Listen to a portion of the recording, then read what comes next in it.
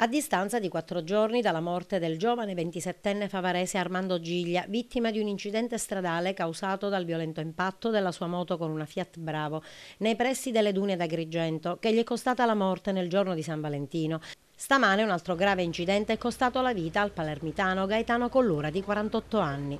Luogo della disgrazia questa volta la strada statale 189 che collega Palermo ad Agrigento, nei pressi del bivio per Casteltermini, in territorio agrigentino. La vittima era alla guida di una Ford Fiesta che si è scontrata con un autocompattatore dei rifiuti proveniente dalla direzione opposta. Dopo il violento impatto l'auto si è completamente accartocciata, uccidendo sul colpo il conducente. Sul posto si sono subito recati gli agenti della stradale di Lercara Friddi e i carabinieri di Casteltermini, che stanno effettuando gli accertamenti per stabilire le cause del gravissimo incidente. Al vaglio degli inquirenti anche l'asfalto reso viscido dalla pioggia degli ultimi giorni.